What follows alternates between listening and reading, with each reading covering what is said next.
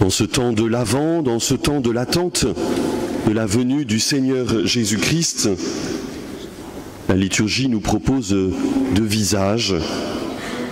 Saint Jean-Baptiste, dont nous venons d'entendre dans l'Évangile un passage, et puis le visage de Marie, que nous avons fêté vendredi dans la fête de l'Immaculée Conception. Jean-Baptiste et Marie attendaient avec une impatience particulière la venue du Seigneur, et ils ont vu se réaliser les promesses de Dieu. Et nous sommes nous aussi invités dans ce temps de l'Avent à avoir un désir renouvelé de la venue du Seigneur qui vient nous visiter et d'être sûr aussi qu'il est là avec nous. Dans la nuit de Noël, nous ferons mémoire de cette venue il y a 2000 ans du Christ qui se fait petit enfant. Aujourd'hui, dans l'Eucharistie, nous accueillons le Christ qui se donne dans sa parole et dans le pain et le vin qui deviendront son corps et son sang, suivant les paroles qu'il nous a dit de redire. Et puis nous attendons sa venue à la fin des temps, qui nous viendra ainsi rétablir toutes choses dans son amour. Dans les lectures d'aujourd'hui, je vais m'arrêter sur deux choses, à la fois la patience de Dieu et puis ce royaume de Dieu. Dans le psaume, on voit qu'il y a besoin de nous aussi pour que toute chose se réalise. Pierre, en s'adressant aux chrétiens, les invite à contempler la patience de Dieu.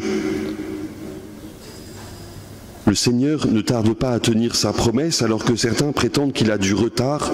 Au contraire, il prend patience envers nous car il ne veut pas en laisser quelques-uns se perdre. Prendre patience. Il y a un des théologiens, saint Thomas d'Aquin, qui dit que la force de l'amour de Dieu, c'est de prendre patience. Alors, je ne sais pas quelle expérience nous pouvons avoir de la patience, mais on pourrait dire quelquefois dans un couple, pour les couples qui se préparent au mariage et pour les autres aussi, où une mère de famille ou un père de famille a besoin de patience, mais aussi quelquefois dans notre travail, dans nos relations. Et c'est une preuve d'amour que d'avoir la force de la patience. La puissance, ce n'est pas de répondre tout de suite au coup qu'on nous donne par un autre coup. Là, c'est la spirale de la violence.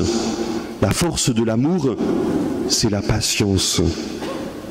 Et Dieu est patient. Pierre redit aux chrétiens cette patience de Dieu. Il prend patience envers vous, car il ne veut pas en laisser quelques-uns se perdre. Dieu prend patience avec chacun d'entre nous. Pour nous souvenir de ces phrases de l'Apocalypse aussi, « Je me tiens à la porte et je frappe », dit Jésus. Et j'attends que tu m'ouvres ton cœur. Je me tiens à la porte et je frappe. La patience de Dieu qui attend que nous lui ouvrions notre cœur. Alors peut-être nous l'avons déjà fait, peut-être nous le faisons aujourd'hui aussi dans cette Eucharistie, en ouvrant notre cœur au Seigneur. Peut-être que nous le ferons demain ou à un autre moment. Dieu est toujours là, car il est patient. Quelle bonne nouvelle que ce Dieu qui nous aime et qui est patient. Puis l'autre chose, c'est ce royaume que le Seigneur veut construire avec nous.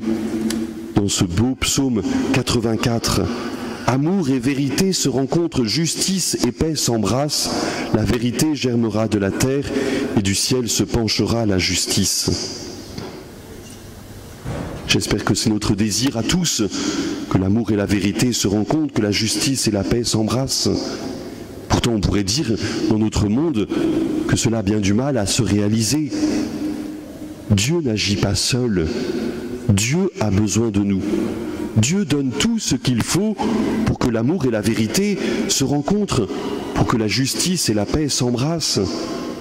Mais il y a sans doute, de la part de notre cœur, dans le cœur de certains aussi trop de dureté, de fermeture, de haine ou de violence.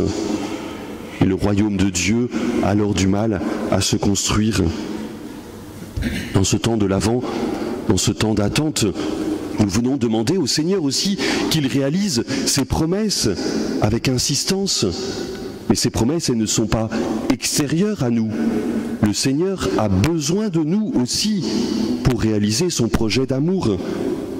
En nous donnant son Fils, il vient nous montrer ce qui est possible de vivre jusqu'au bout. Il nous invite aussi, chacun, à prendre ce chemin de l'amour et de la vérité, de la justice et de la paix. Et pour cela, nous avons besoin de force et nous avons besoin de patience. Oui, le Seigneur réalise toutes choses, mais il ne le fait pas sans nous. Il le fait avec nous. Il faut ouvrir notre cœur, préparer le chemin du Seigneur, rendre droit ses sentiers, pour ainsi réaliser le projet de Dieu avec nous et pour nous. Mes frères et sœurs, en ce deuxième dimanche de l'Avent, peut-être rendons grâce au Seigneur pour sa patience envers chacun d'entre nous, pour sa patience envers ce monde qui quelquefois ne va pas très bien, et ce désir que Dieu a de venir mettre son Esprit Saint en chacun de nous pour que se réalisent ses promesses. Dans le prophète Isaïe, il y a ce cri: « Voici le Seigneur, voici votre Dieu, voici le Seigneur Dieu. Comme un berger, il fait paître son troupeau, son bras rassemble les agneaux, il les porte sur son cœur, il mène les brebis qui allaitent. » Oui, voici notre Dieu, il vient avec nous réaliser ce projet d'amour et de vérité, de justice et de paix. Comme un berger, il nous conduit, il nous porte sur son cœur, car il nous aime, il prend patience envers chacun, sûr que chacun d'entre nous, nous puissions ouvrir notre cœur à son amour.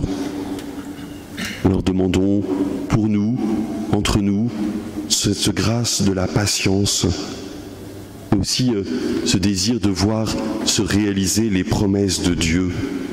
Voici notre Dieu, voici le Seigneur Dieu. Amen.